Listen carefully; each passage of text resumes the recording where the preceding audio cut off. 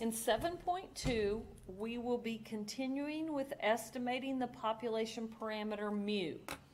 But the key to this section is recognizing that now sigma is unknown. And if you recall that the point estimate for sigma is S. The point estimate for sigma is S. Now, S, which is the sample standard deviation, will either be given or will need to be calculated. Now, we calculated S back in chapter 3.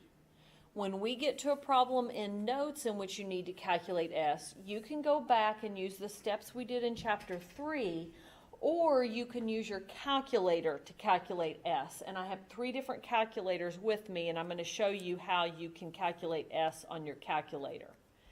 Now, when sigma is unknown, the population standard deviation is unknown, we can no longer use a z-score. So in 7.1, we use these z sub c values. We cannot use these in 7.2.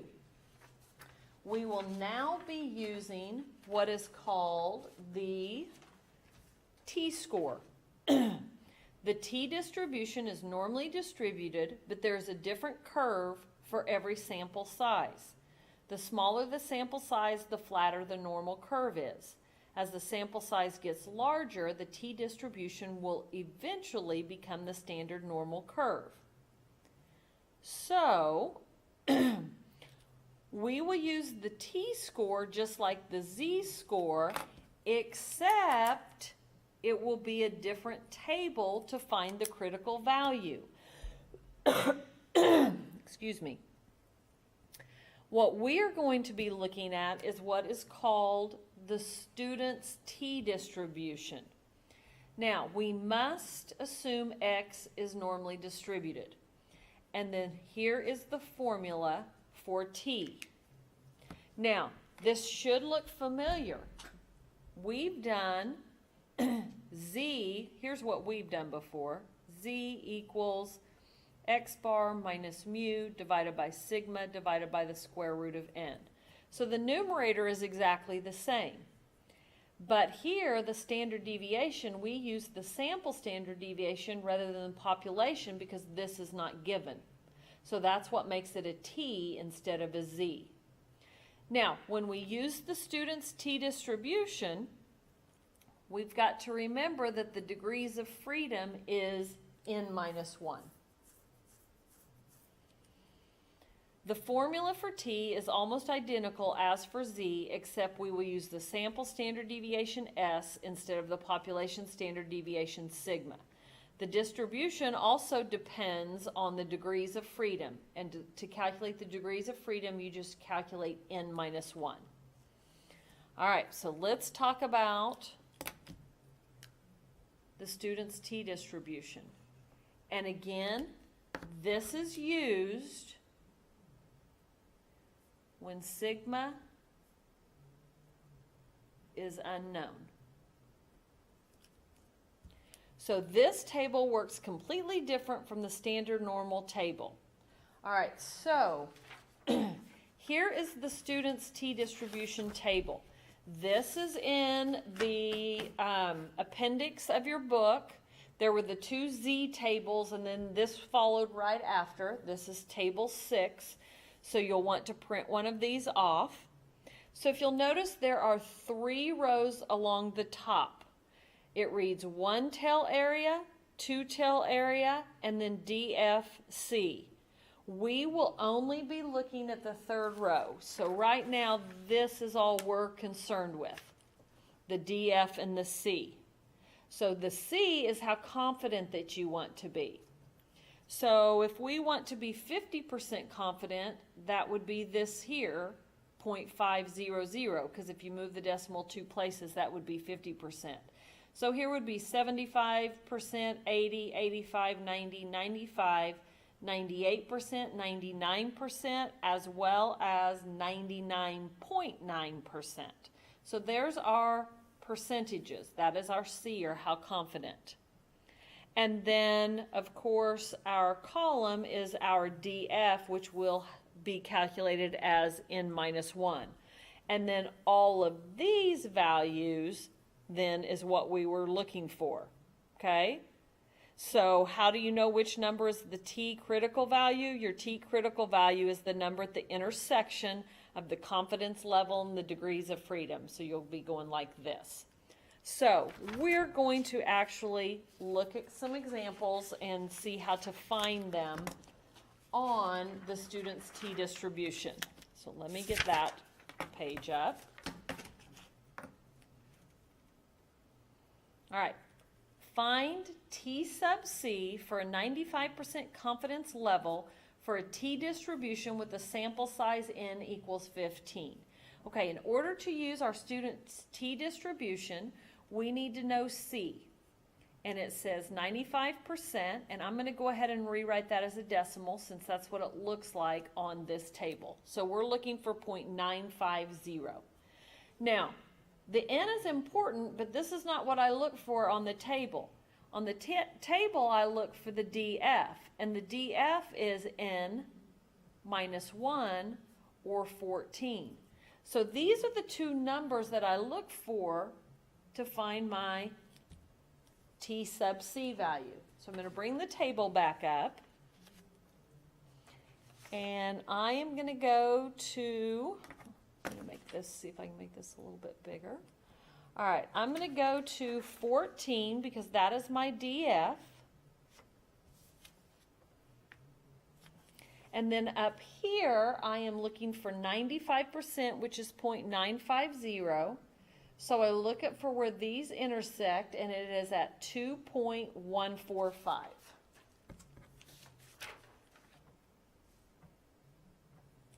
So T sub C equals 2.145.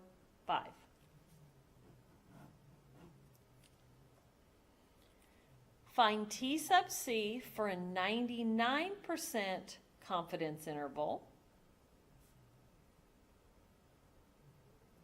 So 0.990, and a sample size of 45.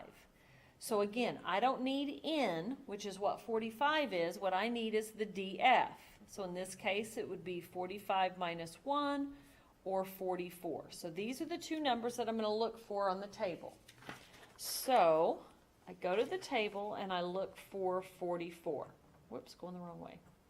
And when I get to the table, I go, ooh, wait a minute. I see 40 and I see 45, but I don't see 44. Now this is where you need to be careful because your first inclination is to use 45 because 44 is closer to that. But you have to be careful. Be sure you read the small print at the bottom. For degrees of freedom, DF, not in the table, use the closest that is smaller. So that tells me I'm not going to use 44, I'm not going to use 45. The one that is smaller would be 40. So we're going to look for 0.990, and then we're going to use 40. So I'm going to come here, and I'm going to use 40. Now, another place you need to be careful. We are looking for the 99%. A lot of students will then use this one, but that's 99.9. So we want 99%, so it is the second column. So we're looking for the 2.704.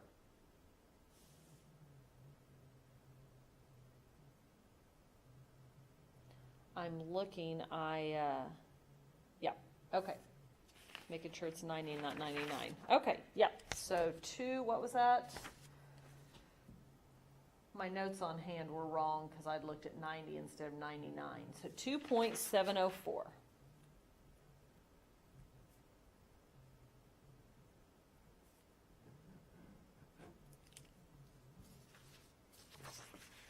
Oh, let me zoom that out.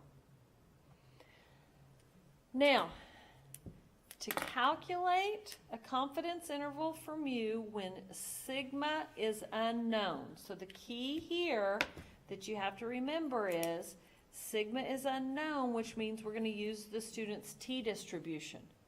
So if you'll notice in the formula for the margin of error, it looks a lot like the other one, and it is, except that this is t sub c instead of z sub c, and this is s instead of sigma. And then of course when we use the table to find t sub c, then we always use the df. The confidence interval is exactly the same. It is x bar minus e and x bar plus e. So let's take a look at an example. How many calories are there in 3 ounces of French fries? So below we are given these numbers. So they took a sample of 1, 2, 3, 4, 5, 6, 7, 8. So we had a sample of 8, and this is the sample of 8, and they are 3 ounces of French fries, and this is how many calories that they found in each of those samples. Assume the number of calories is normally distributed, so that's good. X bar, so they give me the sample mean to be 244.5, and S is 21.73.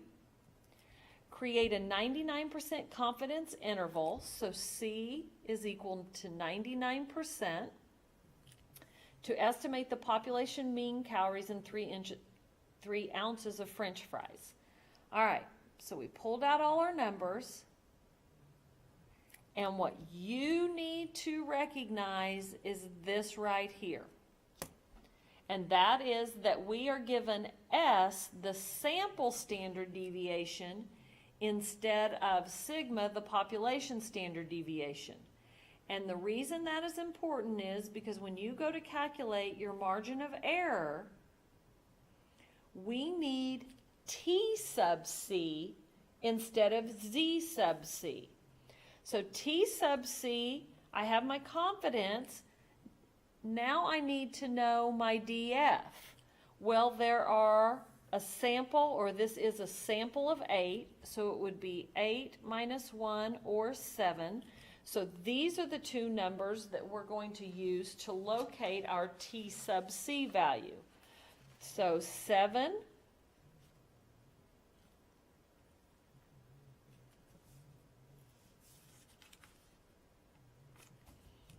0.990, so 3.499. So T sub C is 3.499. Now I have all the correct values I need in order to calculate the margin of error. And that is T sub C times S, 21.73, divided by the square root of n, and n is 8. So I plug that into my calculator and I get 26.88. Again, I'm rounding to 2 decimal places. Pay attention, WebAssign might have you round differently. Normal rounding rules apply. Now we're going to create our confidence interval.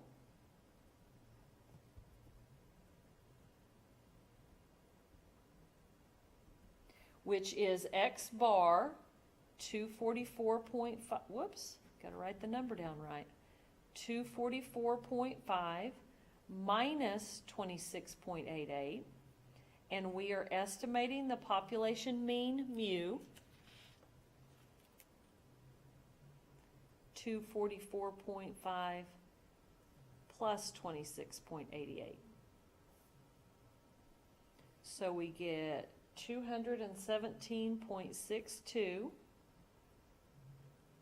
and 271.38.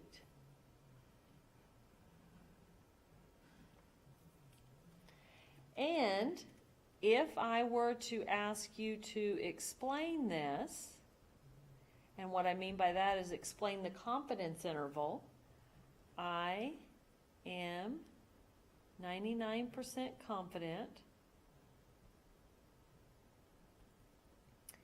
the average number of calories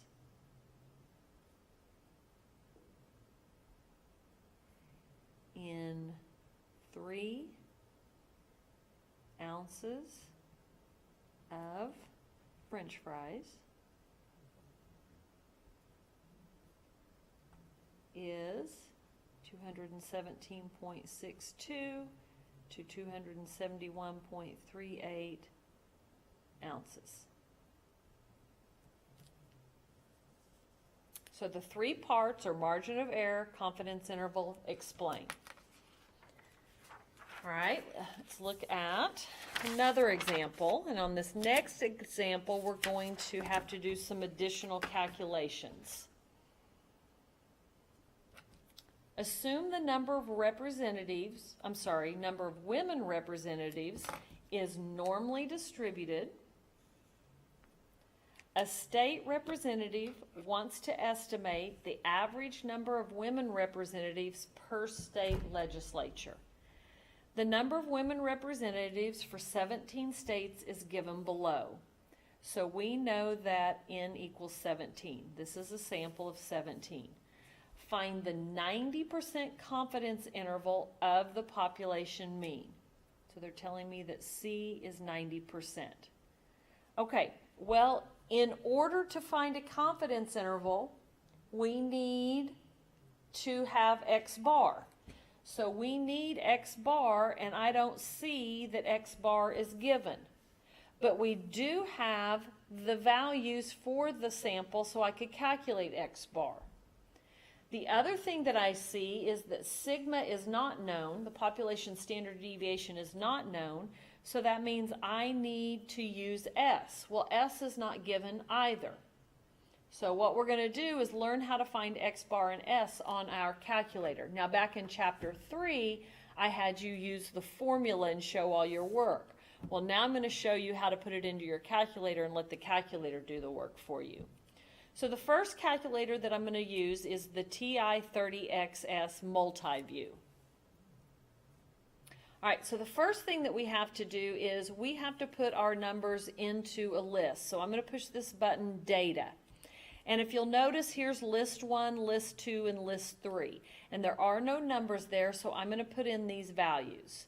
So 5, enter, 33, enter, 35, enter, 37, 24, 31, 16, 45, 19, 13, 18, 29, 15, 39, 18, 58, and 132. Enter. So now all of the numbers are in this list. And you'll notice it says 18 right here. That means that I've entered 17 values and it's waiting for the 18th value. Well, we don't have 18 values, so I'm going to stop there. So then if you'll look above the data button in green, it says stat. So I'm going to push second stat, and we're going to go to one variable. That VAR means variable. So one variable, you can push 1, or if it's highlighted, you can push enter. And if you'll see the blinking light, it's on list 1, and that's where I have my numbers listed in.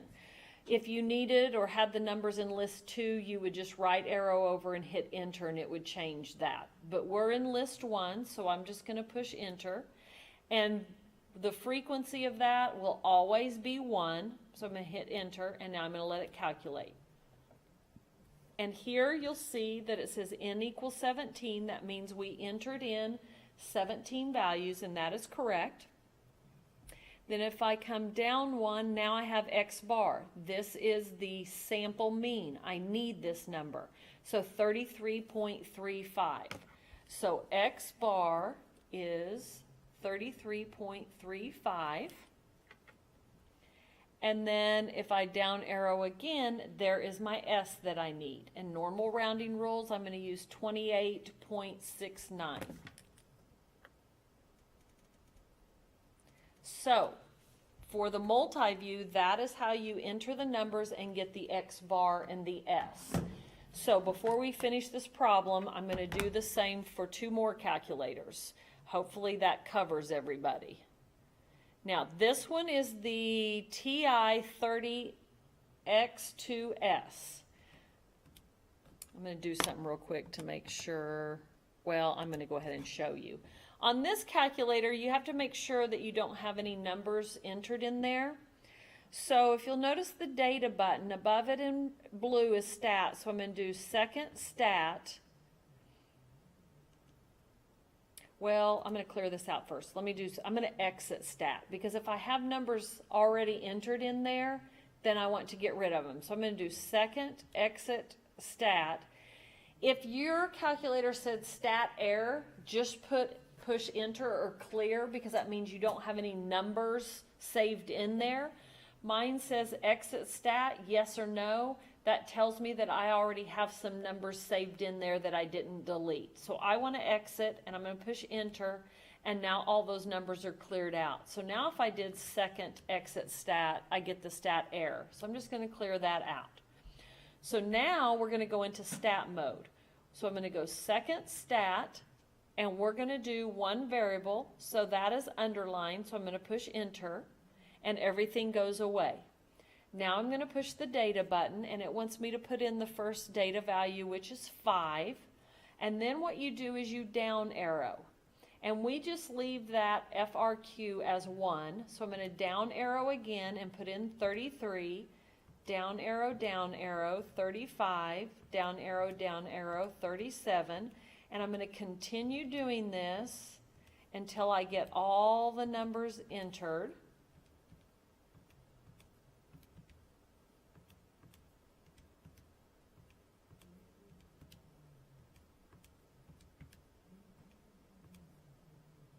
So I'm on 29, down arrow, 15, 39, 18, 58, and now I'm putting in the last number, 132, and I down arrow, and I leave that FRQ there. Now what I'm going to push is the stat BAR button, not the second stat, just the stat BAR. And if you'll see there, I have N is 17. I right arrow over. There's my X bar of 33.35. And I right arrow over again, and there's my S of 28.69 rounded. And that's what the numbers we needed. All right, the last calculator, and I don't use this one as much, so let me clear this out.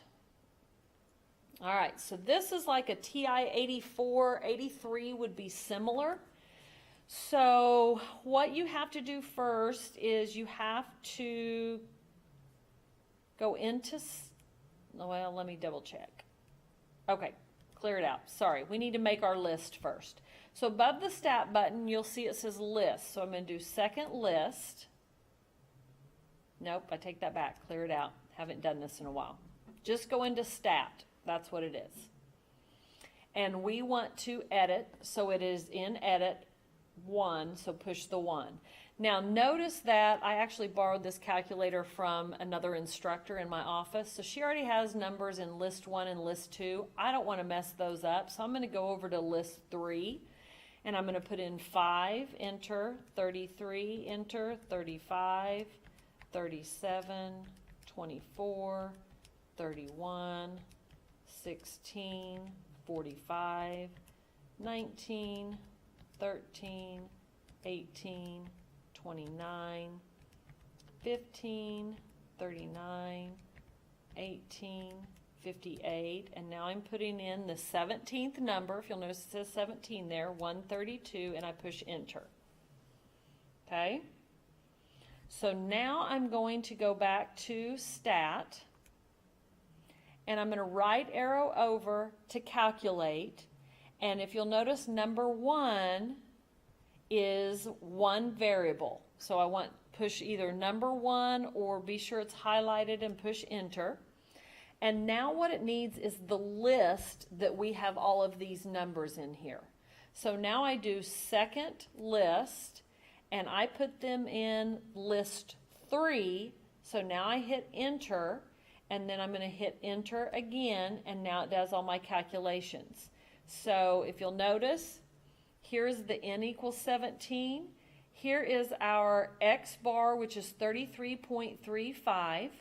So then, whoops, so there's the 33.35, and then right here is the S, or the sample standard deviation, which is 28.69. And those are the only numbers that you're going to need. So that's how to find those on the calculator. If you have any calculator questions, just feel free to shoot me an email. So now, having done all that, we know that sigma is unknown, so that tells me I need to find the T sub C value. So we need T sub C instead of Z sub C. So I'm going to use 0.900. That's how confident we are. And then we need the DF, which is 17, or n minus 1, which is 16. So T sub C, I am going to be looking at 16, which is right here. And then we are doing 90%, which is 0.900, so it's 1.746. 1.746. So now we can calculate the margin of error.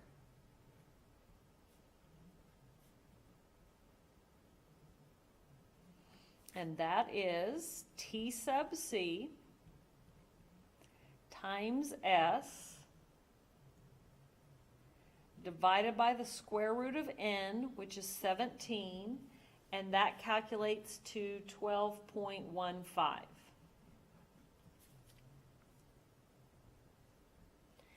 Now we can create the confidence interval.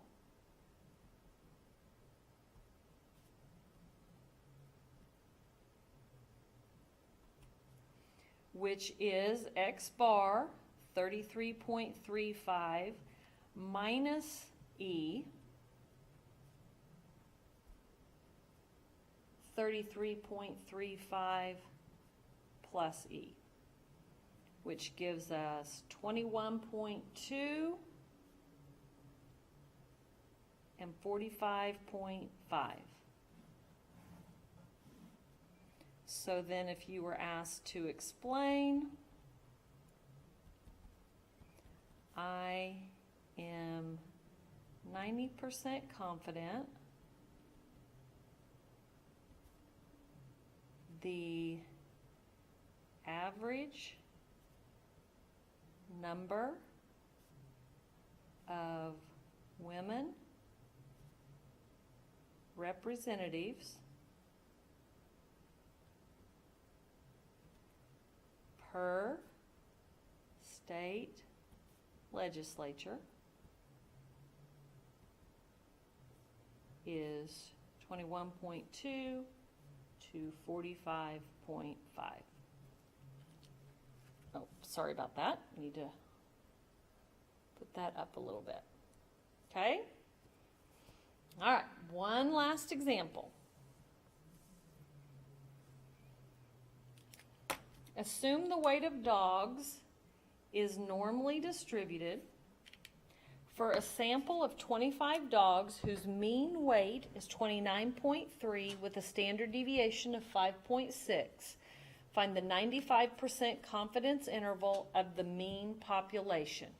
Okay, I always do this example because I have students that will incorrectly label the values in this problem.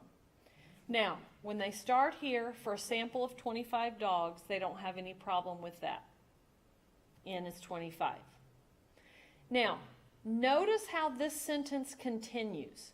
So any information that follows, since it's in the same sentence, it is referring back to the 25 dogs, and those 25 dogs is a sample. So it's saying these 25 dogs have a mean weight of 29.3. So that means it's X bar. And then it is also saying that these 25 dogs, the sample has a standard deviation of 5.6. So this is S. I will get a lot of students that will label this as sigma, but this here, information here is referring back to the sample of the 25 dogs. So be careful of that. And then of course C is 95%. So sigma is unknown. So we're going to find the T sub C value. So to find the T sub C, I know 95% is 0.950, and I know I need the DF, which is 25 minus 1, or 24. So on the table, I'm going to be using the 24 and the 0.950. So I come down here, and there is a 24. And was it 9.0? No, 9.5. So 0.950, which is 2.064.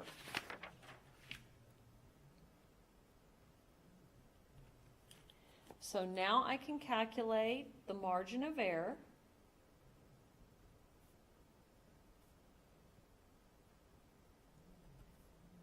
Which is T sub C, 2.064 times S, 5.6, divided by the square root of N, which is 25.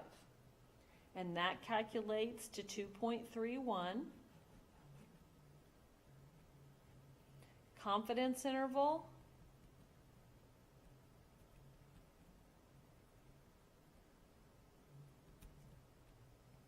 is X bar 29.3 minus 2.31, 29.3 plus 2.31, which is 26.99 to 31.61.